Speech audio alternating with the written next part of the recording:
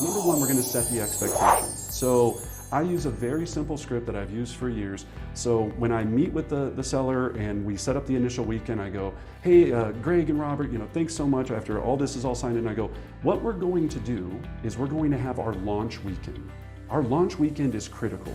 We need to create an initial asking price that's going to put us in a position for us to get as many people interested in your property as possible to create a bidding frenzy so that you get not only a great price, but good terms.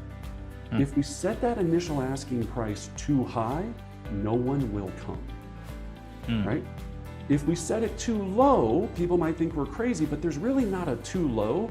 There's, based on our active competition, what's going to create an initial asking price to get as many people in here as humanly possible.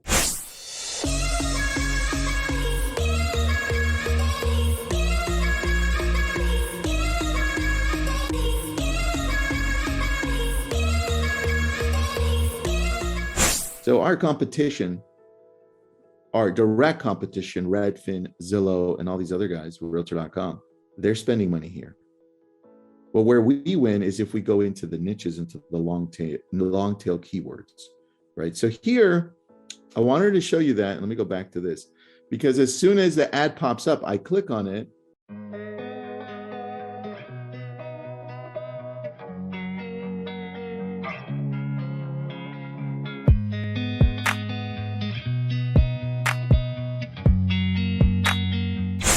Looks like we are live and ready to rock. What's going on, LabCoatAgents, LabCoat family? Super excited to be here. As always, we've got an incredible live webinar today. As always, bringing the heat and the knowledge to really share and showcase some incredible producers and professionals. This particular webinar is sponsored by RedX. We've got Robert here, and an honor and a pleasure, Robert, to meet you this way. But thank you so much for showing love and support to LabCoatAgents. Always happy to be here. And this is going to be a great one. Maybe one of our best. We are ready to go. I love it. I love it. Those are big shoes to fill, Robert. We're going to do it because we've got a very special guest today. I know everyone's really excited to tune into this topic. When we talk about price adjustment, conversations made simple, it sounds beautiful, but we really want a true practitioner to break this down. So there's no one better, in my opinion, than my good buddy, Brendan Bartic. Now, I've known Brendan for a couple of years now, kindred spirits through Colorado, and Brendan is out of Denver. I just want to give a little context. There's many of you out there that are tuning in now that love and honor and respect this man. There are some of you who are not privileged enough to know him yet, but you're welcome because he's here now. But Brendan's been doing this for 20 plus years. He's a top producer. I mean, over $1 billion in production individually, but hit it from every single angle imaginable into real estate, from production wise to obviously management, and then training thousands of real estate professionals, and one of the best coaches out there, period. So this is coming from a place of true practice, not theoretical place. So take notes, get your pads, get your pens out, whatever you're using. Just know that this is going to be here live now, but also recorded on YouTube. So if you jump in halfway through, you can watch it again and again. Also reach out to Brendan directly. So Brendan, hopefully that did you some justice, teed it up for you, my friend. So welcome for sure. Thank you. No, thank you. Thank you, Greg. And thanks, Robert, for sponsoring this. And obviously all of LabCoatAgents and the RedX Nation out there. As I always say, RedX helped me build my career. If it wasn't for RedX, I wouldn't have had the success that I had. I used them every single day, year after year, helped me build a listing portfolio where obviously today's conversation was a lot more important back then than it has been for the last 5 years. And then obviously, Greg, like you said, I think we were kind of some of the OGs of podcasting, or at least you were one of the first people to reach out to me. And I was like, what's this whole podcasting you're talking about? You're like, dude, I want you to be a guest. I was like, sounds awesome. Let's do it. So no, I mean, I know everyone on here has a passion for real estate agent success. And so I think we're going to be able to bring a lot of value today. Oh, this is great. And Brendan, you mentioned a really cool thing. And obviously shout out to Real Estate Titans. If you guys are tuning in and looking to learn from the best and brightest, in addition to what we're talking about. And if you haven't seen Brendan's episode, I actually looked this up, Brendan, because it was a while ago. It was back in 2020, August, and it was episode 199. Oh, So wow. if you want to know this man, if you want to understand who he is, where he's from, what got him into the business, and the whole backstory up until this point, at least 2 years ago, tune into Brendan's episode 199 in Real Estate Titans. So Awesome. got to give you a shout out, my friend. It was a Thanks. phenomenal episode for sure. Well, good. Well, I think what I wanted to start out with is just jumping right in. So since we have limited time, I always try to bring as much value as we possibly can during this short amount of time. So let's start out with talking about the title. So price adjustment conversations made easy. And as we jump into this topic, the number one thing that we have to recognize is the market has shifted, it has changed.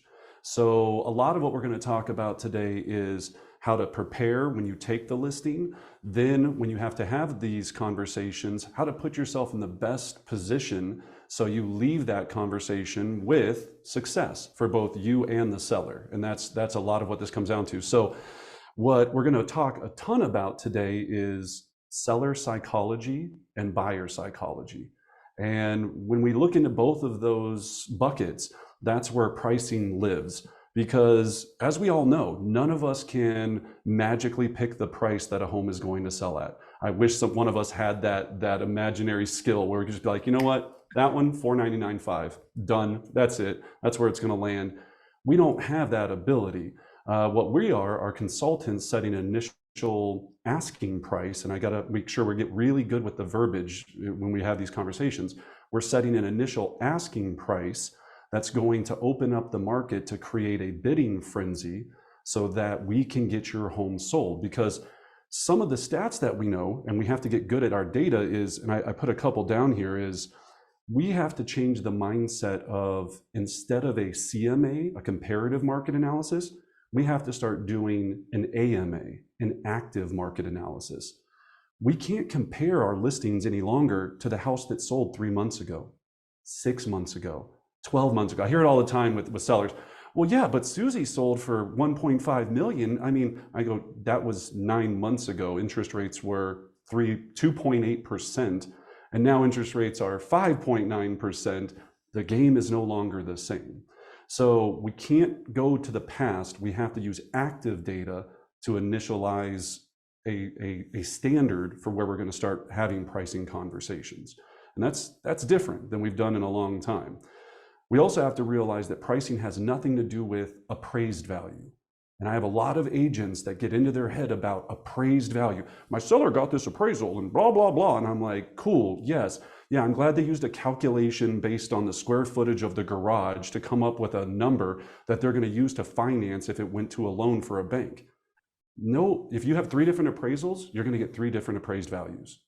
Guaranteed every single time without exclusion. So that means a licensed appraiser doesn't know how to price the exact price that a market value of a home is worth. The only thing that prices a home for market value is what a buyer's willing to pay for it. Well said. That's it. End all, no matter what. I don't care if you have a certificate that says I've verified that the price is, no, it doesn't matter. The buyer's not willing to pay for it, you are not going to sell. End of story.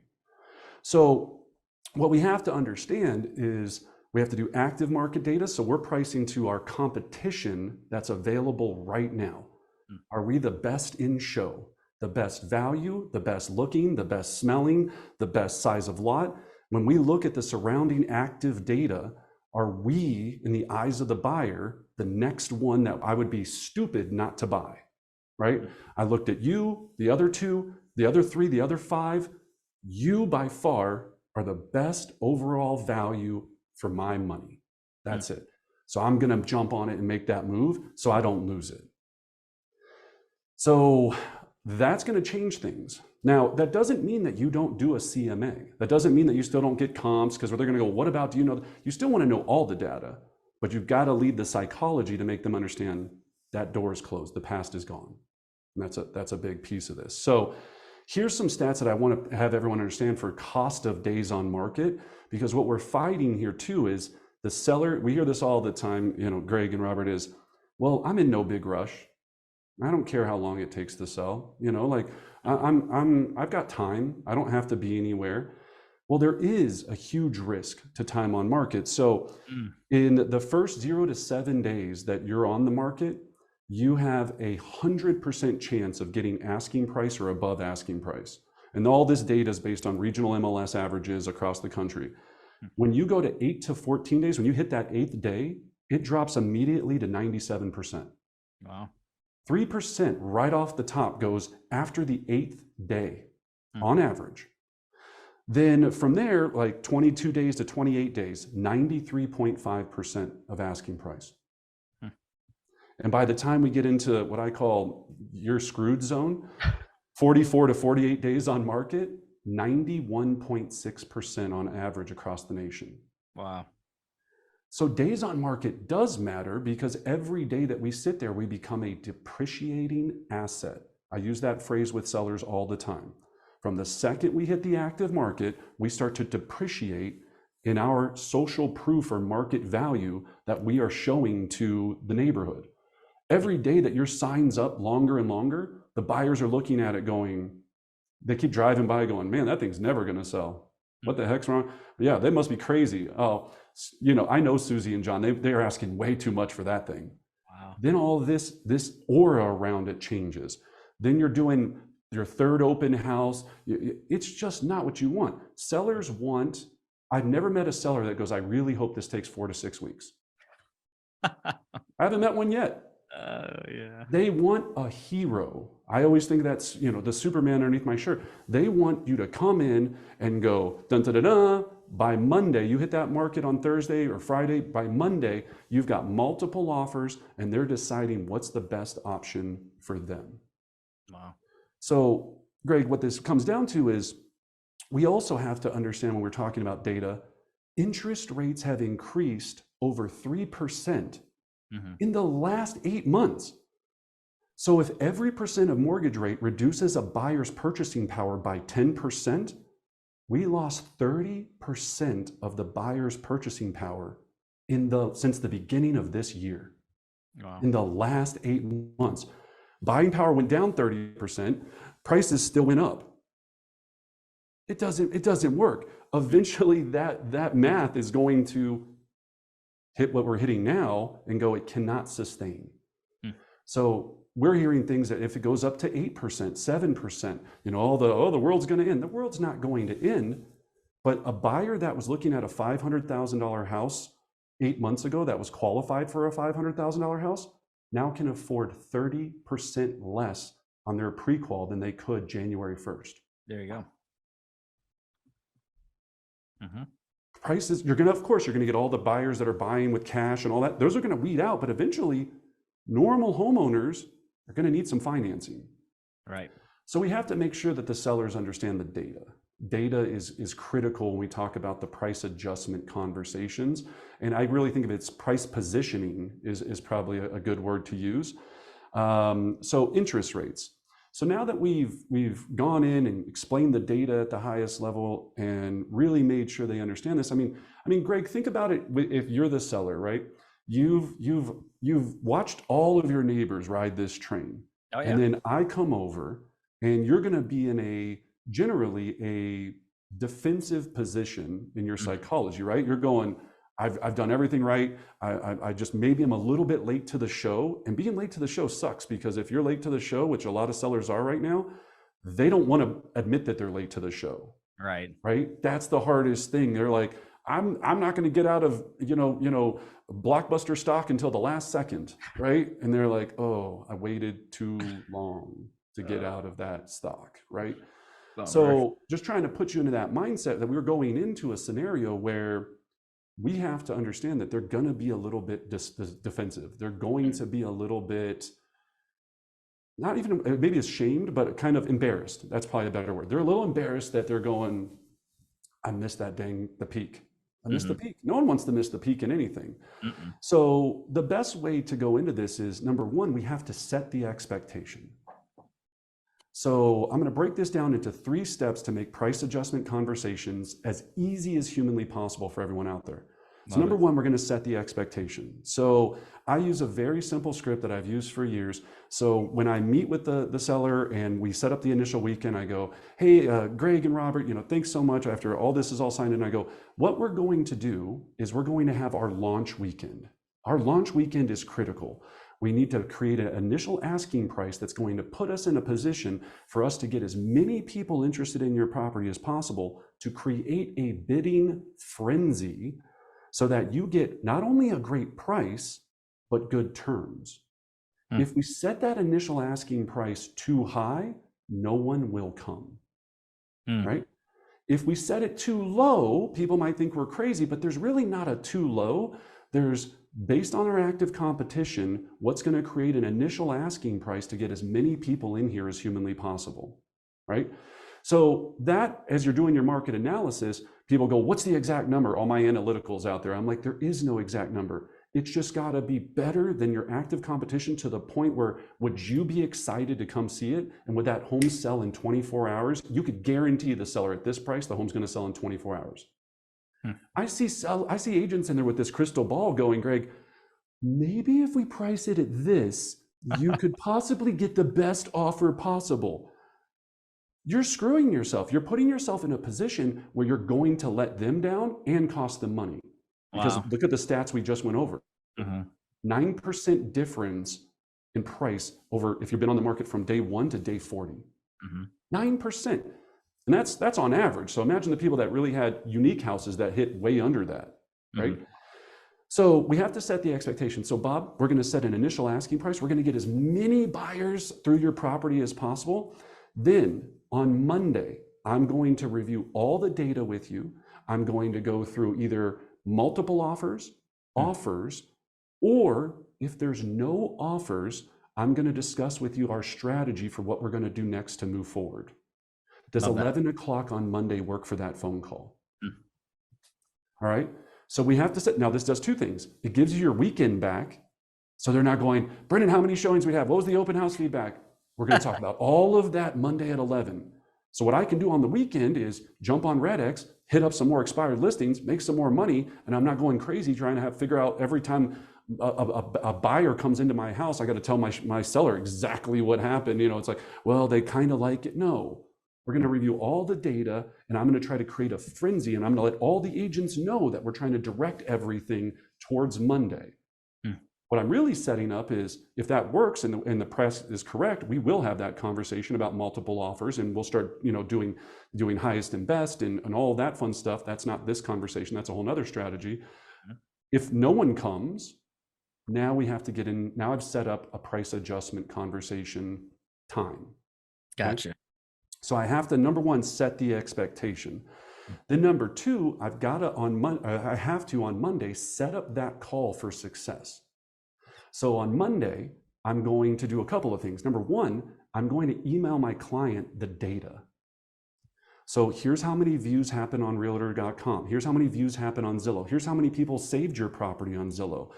The data of views online helps set up this, because you can go, usually on any listing, you'll look on realtor.com and you'll go, or Zillow, and you'll go, your property had 692 views on Zillow, 42 people saved it. Unfortunately, no one decided to make an offer, or only 4 people decided to show up, or whatever it was. So we have to set this conversation. You don't tell them whether the data is good or bad. You just provide them the data prior to this call. So you can summarize it. If you have your own website stats, you're also going to include in this data how many showings from the weekend, how many open house attendees, if you had an open house, so they know here's everything that happened. If nothing happened, I've never seen a home that hasn't had a view online. If for some random reason, then you know your pricing is so insane, and I don't even know how it'd be possible. But if that happened, I don't know, you've done something terrible. Call someone else and get some help, right? But you're always going to have views. You're always going to have data, and what that does is shows everyone millions of people had access to your property online, but unfortunately, they made a decision not to come. Okay, so we're not going to say this. We're going to say this in the call. This is still the setup, right? This is the setup. So number two, always set a specific time. Do not just call your seller up random while they're sitting there at work, maybe in a meeting where they just had a terrible meeting, and you're going, Robert, you know what? Your house sucks and we got to drop the price. You know, that is not what you want to do. You want to set this expectation, and you want to go, whether it's 4 o'clock, 3 o'clock, 11 o'clock. My time was always 11 o'clock. After my lead gen time with RedX, I would always have I'd call it price, or drop it like it's hot Mondays, right? Unfortunately, I have to drop it like it's hot, drop it like it's hot. I always have that Snoop Dogg song in my head. I'm like, all right, here we go. And it's because it's the truth. If the home didn't sell, we know that, I'm going to talk about here in a second, there's a couple things why it didn't move that weekend. And people get in their head going, well, it's only the first weekend. Go back. After the first 7 days, you lose 3%. 3%. Hopefully all you agents know what that number computes to. That's $30,000 if your house is $1 million. $30,000 disappeared in a week if you wait a week. Gone. 3%. That's what we're talking here, right? So it's critical to get in your mindset that this Monday conversation after your launch weekend, initial launch weekend, is so crucial. Because if you wait, you lose. Every week, your sellers, they're not going to tell you this. They hate you more and more because you failed. Right. You failed to deliver, right? They're not going to say it to you because they're nice people, but that's what they're thinking. So we set that expectation. We set a specific time. And then also number 2, when we set the time, we need to make sure all parties are on that phone call, right? Greg and Robert, my sellers, if I'm only explaining this to Greg, what is he going to say on that call? You know what, Brendan, good point, but let me talk to Robert and I'll get back to you. You're screwed. So you're going to do a conference call. So you need to make sure you know how to do that and have that set up. It is very important. What you're really having is a second listing appointment. Right? I want you to think about it. This is a second listing appointment because anytime you get a new price adjustment, you just got a new listing. You just, punched life back into that listing to resurrect it from the dead. So you have to make sure both parties are on that phone call. It's critical, or 3 or 4 if it's a trust or whatever it is. I've had conference calls with like 9 brothers, right, having this conversation, and it's crazy, but you have to do it because they're the decision makers. And then number 3, and this one's critical, Greg, you have to get the feedback from the agents. Now, we've gotten so comfortable with digital feedback. Here's what agents do. Great property, I'm sure it'll sell quick. I get that feedback all the time. Then why didn't you make an offer? Right? Like, it's crazy to me. And then I see agents forward that information to their sellers. So the sellers are going, well, all the agents think we're priced right. It's just a matter of time. They go, because agents are nice people. So I have to call up the agents and go, you said that it was priced great. Thank you for that feedback. I don't know how you know that, but your buyers decided not to make an offer on it. Why didn't your buyers make an offer? Right. Oh, because it smells like cat pee. Oh, well, that's valuable. Why didn't you put that in the digital showing feedback? Well, I didn't want to be rude, but that's really, my buyers thought it smelled like cat pee. All right, Thank you. Now I have real data, right? So do not auto forward your showing feedback to anyone, and do not use that feedback as real feedback. If they're not making an offer, there's a reason why. Great advice. Take 5 minutes, make the phone call, find out. Okay, so this is going to take a little work. All right, so number 2, set up the call. Number 1, set the expectation. Number 2, set up the call. Number 3, here's the actual call. This is the pricing conversation call when we get on there. And this call is simple, Greg. It's very simple. So I call up Greg. Hey, Greg and Scott, we had an amazing launch weekend. We had 4 actual showings. We had 6 people through the open house. I confirm all the data from Zillow, whatever data you're going to use with them. We had all this many views. Unfortunately, at this point, no one that came through your property is interested in making an offer. So Greg and Scott, or Greg and Robert, at this point, we have 3 options. Number 1, we can hope and pray that someone shows up and brings you an offer. Number 2, we can add more value to the property to create better, exposure for it. So in the eyes of the buyers, they'll want to actually make an offer. So we can replace the kitchen counters. We can fix the cat pee carpets. We can improve the landscaping. We can put money into the property because right now people aren't thinking it's a strong enough value to make an offer. Or number 3, we can adjust the price to be more in line with where the current market is, to open up the buyer pool, to get you more interested buyers into the home, to make you an offer so you both can get to Arizona where you want to be. Robert, Greg, based on those 3 options, what would you like to do today? Yeah, that's a good way that you broke that down, Brandon, because when you look at it, it's interesting to kind of get, as from the beginning of the conversation, getting inside the psychological profile of the seller, and in turn the buyer. But you know, Well, it's super. we have to be consultants, right? Because in there, did I ever once say, I recommend, I suggest, we need to adjust the price? Mm-mm. If I say that, what they're going to do is, of course you want to drop the price. You want to get paid, sucker. Like, they know what the deal, right? I can't come and be like, yo, your property sucks. We need to drop the price. I can't say that. That's going to drop like a lead weight, you know. I've got to be, I put on my consultant hat and I go, this all comes down to options. You have these options, right? Now, what happens, Greg, is they're going to pick one of those three. Sure. They're going to go, you know what? We just need to wait for the right buyer. And then that's number one. They're going to wait. Number one, if they want to wait, I'll explain how to get past that. Number two, then maybe you're right, Brendan. Maybe we should pull it off the market and redo the kitchen. That's the number two you're going to hear if you're going to go that route. And then number three, with the price, they're going to go, well, if we adjusted it, what do you think? So I'm going to go through each one of those really quickly. Number one, we just want to wait. And this is an acronym, and we were laughing about this earlier, that I use, that's called LCA. Had no idea that it aligned with LabCoatAgents, which is also just hilarious. But I call it listen, concern, ask. So write that down if you're out there. Listen, concern, ask, LCA. So what I'm going to do is, after I drop those three options, I'm going to listen very carefully to their response. I'm going to listen to, again, is there anger involved? Are they confused? Are they embarrassed? I'm going to make sure I listen very carefully to their response, because every word they say right now is going to tell me everything they're thinking. 100%, right? Then number two, concern, or the C, I'm going to be very concerned. Whatever they say, I'm going to go, well, unless it's the price adjustment. If they go, I want to wait, my concern with that is, if you wait, remember when I went over the data with you about what can happen in that first week? We're at risk of losing 3% or $15,000, $30,000 if we wait.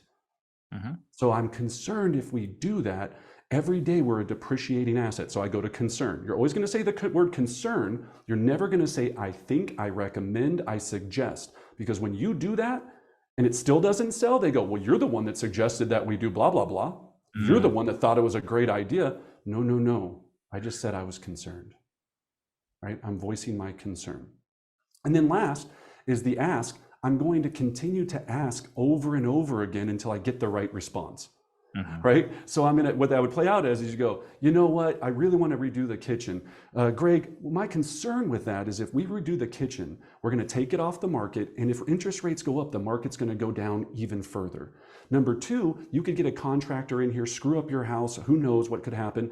Number three, you could do the whole kitchen over and buyers might not even like what you did to the kitchen, right? So those would be my concern. So let me ask again, would it be an option for us to offer a concession or a price adjustment in lieu of what you would spend to do those repairs, so we can put you in a better position to open up the buyer pool to get you more buyers without you having to do any of that work? That's so perfect. I just ask the question, right? Ask the question, ask the question. If we want to wait, I neutralize that. If you want to wait, here's my concern. So let me ask you, if we waited another week, do you want to play offense or defense with this property? Because if we're playing defense, then we're going to be running scared. If we want to play offense, we put you in a better position to make sure that we get the highest price and best terms possible. So Robert, let me ask you again, what do you think makes the most sense today to get as many buyers into the property as possible? So LCA, listen, concern, ask. And I know we're getting close on time here, but so thinking those things through.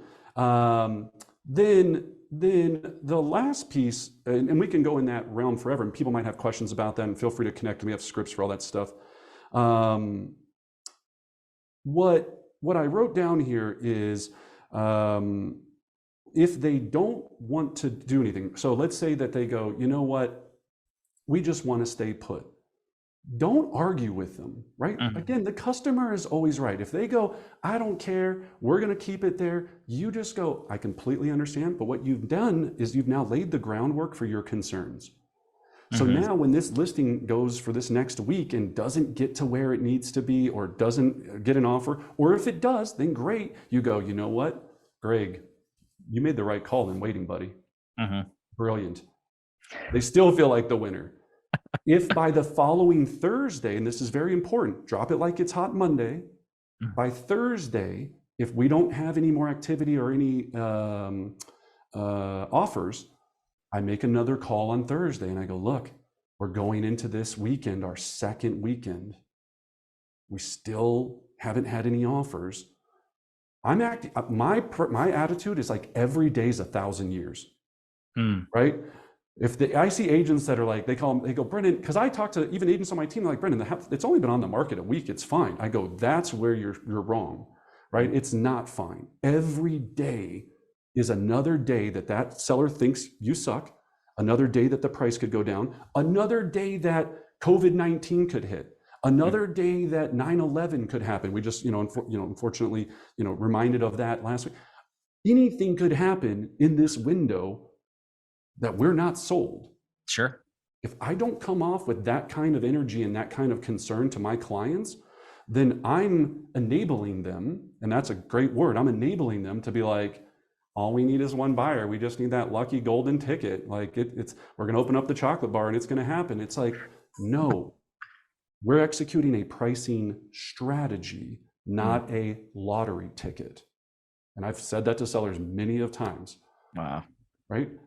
That's the difference here. So, and then the big piece, as we get towards the kind of in here, and I'll answer some of your guys' questions, is whatever price adjustment you're going to secure, you need to go for 2 to 3 times more than you even think is the right number. So here's how this plays out. You're listed at $500,000 and the seller goes, well, Brendan, fine. They're never going to be happy about reducing the price of their house, right? They're going to go, so what do you think we should do? Well, Greg, Robert, it's not what I think. Based upon what the market is telling us, in order for us to put you in a position to create another frenzy, which is what we need to do right now, we're going to need to be at or below this number. So if the active comps, whatever you look at the data, if that's 450, people go, you're going to drop it 50,000 the first weekend? I go, well, think about the buyer psychology. If I drop it 5 or 10, it's obviously not overpriced by 5 or 10,000, or the buyers would have already made an offer and came and saw it. Right? They would have just offered you 5 or 10 less. No one decided to make an offer, which means we're not even in the realm of creating any excitement to get there. Okay. The second reason this price adjustment is so critical is if you have to go and ask for this a second time, ouch, like you're in a world of hurt. So, hey, Robert and Greg, sorry that $10,000 price adjustment didn't work. Can we do maybe another $7,500 and just whittle this thing down until you bleed out slowly and kill me, right? And hate my guts forever, right? Like, it's a slow death. We don't want that, right? What we want to do is, boom, get people in there. And if the price is right, you have to understand, you have to get into seller psychology that the buyer set the market value. If they create a bidding war, if somebody really out there, we price this at 450, if 4 people go, wow, they just significantly drop that, I need to jump in and all of us need to make offers on that or I'm going to lose it. That doesn't happen at 490. At 490, we just go, we're kind of sad that we didn't get an offer. So will you please come give us a low ball because we're kind of pathetic? Right? You see what I'm saying? Yeah. But agents don't, and the key piece that I want to leave everyone with is you have to role play these conversations at extent. For me, it's like breathing. For some of you, you guys hear all this stuff all the time. If this is your 5th, 9th, 20th listing, and you've never had to go into this conversation because everything was selling in 6 days, you need to show up at role play. I mean, we have live role play every single morning, 8:30. You can set your watch to it. Anyone can join our role play. Just go to Brendan Bartic Real Estate Coaching. This is the kind of things that we practice on every single morning to make sure your knife is sharp. So when you go into these conversations, not only do you leave with a success, but you have to get in your head, you're helping the seller. Wow. Right? Yeah. A lot of agents, and you need to write this down, detach yourself from the outcome. It's not your fault if the house didn't sell at an initial price you set it at, because you don't have control over that. You can't put the gun to the seller's head and go, "You're listing at 450, sucker." Like, that's not possible. You have to work with them to get where you're going. And if you don't, you're going to lose. So we get paid an exorbitant amount of money, some of us, for our ability to communicate data and logic to people that are emotionally upset to the data and the logic. Think about that. That's how much you get paid. I always tell you, you get paid at the level of problems you solve all the time. Are you solving $1 million problems, or are you trying to solve a $5,500 price reduction problem that's going to not get you anywhere? Now, if the condo's 60 grand and you're in Myrtle Beach, no offense, Myrtle Beach or wherever, then fine, do a $5,000 price adjustment, right? That makes sense. Like that's a lot, right? But you've got to make sure it's significant enough to resurrect this dead body. Yeah. I mean, that's everything not everything, but that's, I know that was a lot, but I hope jam-packed. I hope that made sense.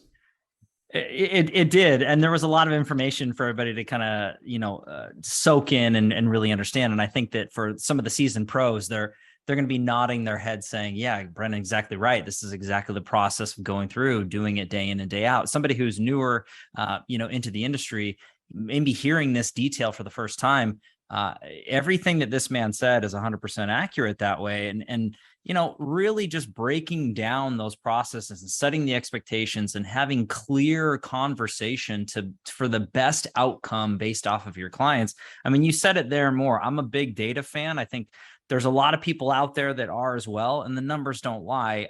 I think that the tricky thing, and to my opinion, I want to push back on you a little bit, Brendan, is so the topic of conversation obviously is to go through the process. And if you get to that point where you've got to make a price adjustment, here's the way to do it. You've already kind of laid the groundwork for it.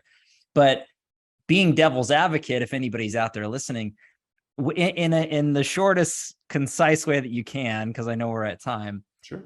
What would be your opinion in the best light, and maybe this is another topic of conversation, to set up that listing ahead of time so that it does sell in that first weekend, in that first percentage, so that you don't even have to have this conversation? Because as I'm listening to this, if I'm a producer, I'm like, man, I mean, the way that Brendan said it was great. I really hope that I don't have to have that conversation. Hopefully everything works itself out. Is there any advice from a true pro such as yourself to set that up as best as possible to maybe avoid what we just discussed, if anything? I know this is kind of out of left field. No, and this is great. And this is a whole nother episode, but this is called How Do You Create Buyer Urgency? And I left that out because I wanted to stay true to the price conversation, but I'll give you just a quick tidbit. Okay. To create buyer urgency, we have to make sure that there's fear of loss. So the way that we create fear of loss with buyers is we have to be very specific on our launch window. We call it a launch window, and the things that we do during that launch window to make sure that this Monday doesn't have to happen, right? And that's a whole, I mean, that's an easy episode in itself. But you're right. Our goal is to never have it get to this point. And if you set it up correctly, but here's the problem: the Y factor or the X factor, I don't know what letter it is. You still are dealing with a seller that gets to establish their price. No matter what I do, I could sit there, Robert, I could be like, here's every chart. The house right next to them could have sold yesterday for X. And they go, that was 450. I want 650. And you're like, oh my God. All of us out, no, we've been out there, and they're like, because Brendan, they don't have my view, right? Their view out of the corner of their window, they can see the power line. Me, no power lines. That's easily worth $100,000. And no offense to the sellers, I get it. I'm with you. My house, I'm the same way. I'm like, my house is more than worth it. Every house in the street, mine's better. I know it is. Right? So we're dealing with seller psychology. So we're trying to find this mesh where we can instruct them, consult them, and then set ourselves up in a position, if their price doesn't work, that we have a play that still makes them feel, which is very important, that they're in control. I'm just trying to deliver control. If they feel like they lost and I won, like it was like, nanny, nanny, boo, boo, I was right, they're going to hate me, right? They're going to hate me. So in that whole presentation you heard, there's nothing there that makes the seller feel they did anything wrong, right? It's just everything we did on our launch weekend. Unfortunately, the buyers didn't respond to the price. So what would you like to do? And those three options, if I would only just said, so the only option we have is adjust the price, they'd go, the only option we have is you can adjust your commission and you can screw off, right?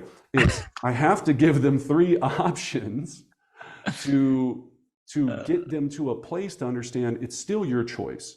I'm just having concerns about what some of your choices are, just like you do with your kids, right? I'm a little concerned about that outfit, right? It's concerning to me, right? That's all we're trying to do. We're just trying to make sure we win. We have a win-win, which I know sounds cheesy, but that we end up where they go, this is my partner in this transaction, not my adversary. I love want that. to be partners. You're breaking it down into really palatable notes here. And Sue had a great point to add to that, Brendan, if you have any thoughts into it. Sometimes sellers think that if it sells right away, it was too low. It was priced too low. So, so that's an easy one to get past, right? And I hear that one all the time, and I'll release that script out to everyone. But you can also go to Brendan Bartic Coaching, get our script book, download it for free. We give it all this stuff out, right? Because again, people gave me great stuff when I started, and I wouldn't be here without it. But yeah, so again, if a seller goes, oh my gosh, we sold it too quickly, there's a whole technique, and this goes back to the next, if we have another episode or whatever, when we present offers, there's a whole technique that I do that we've kind of, not to say tokened, that makes sure we call it, like, basically what we're trying to do is we almost counter every offer we receive verbally with the agent when we have multiple offers. So I come back to the seller and I go, look, they wanted to come in at asking. I've got them to come up over this. The only reason they're doing this is because they're worried about the frenzy we created and someone else missing out on it. If we don't take advantage of that frenzy and we wait until Monday or Tuesday and see what's going to happen, or even if the offer's under asking price, right now we have a valid offer on the table. If we wait, then this buyer's going to think, well, hey, then they're going to come back and lowball us because there's no demand, there's no urgency. So it's all about controlling that momentum, that this weekend is so critical. And if the weekend doesn't work because of the price that you decided on against my recommendations, which is totally fine, it's your choice, that here's what we have to do moving forward. I think that we just scratched the surface of knowledge that can be shared that way, Brendan. And again, this was a chock-filled webinar for everybody out there just to take away. You hit so many notes, covered so much data and action items, which is great. I mean, literally, what I'd recommend everybody doing is watching this again. There's so many talking points, certain verbiage that you use that is directly correlated to a conversation with the seller that sets the expectations, that really allows the healthiest of outcomes to happen that way. I would love nothing more to have you back on here and dive deep into different topics and go through that way. So, we'll talk to Jake, we'll talk to Tristan, everybody involved with LCA, but it was an absolute honor, my friend. And I do want to go into some notes. You mentioned your site. I guess, Brendan, what's the best way for people to learn more from you, to engage with your content? No, I mean, there's so much more to give. So I would love so I'm a YouTube junkie. So our YouTube channel, Brendan Bartic Real Estate Coaching, we have thousands of videos on all of these great topics that you can watch. I watch everybody else's stuff. I mean, I'm a YouTube junkie. So Brendan Bartic Real Estate Coaching YouTube channel, subscribe, like, ring the bell. That'd be awesome. We also have a podcast called Real Talk with Brendan Bartic, where we have lots of interviews very similar to this, but we go more into like the streets, right? Like a lot of what I come from is just here's what when you're taking bullets, here's what this really looks like. So that's what ours is more about, is just trying to dive deep into those subjects. And then our Facebook group, Brendan Bartic Real Estate Coaching, if you'd like to join that Facebook group, we have so many things on there for free, and even like the documents we use, all the stuff. So those would be the three major options for you to get more of us. Huge. Love it, my friend. And, again, I can't thank you enough. And we have to thank Robert as well with RedX. And we've got some great stuff going on here. there is a promo code and, exclusive offer for LCA. So don't forget to check out that promo code, and we'll have it linked obviously in this video on YouTube and everything on our sites as well. So cannot thank Redx enough for sponsoring and being here to share the love and for support. having us. We're always happy to be here. I'm taking all my notes. Brendan's Robert, you're a great seller. You're the seller I dream of, right? It doesn't say much. You're just like nods and goes, yeah, that makes sense. That's the perfect seller. He's soaking in it. He's soaking in it. it. I love it. Well, guys, you're the best. I appreciate you. Thank you so much for your time today. And everybody, thank you out there who's tuning in live with us or after the fact.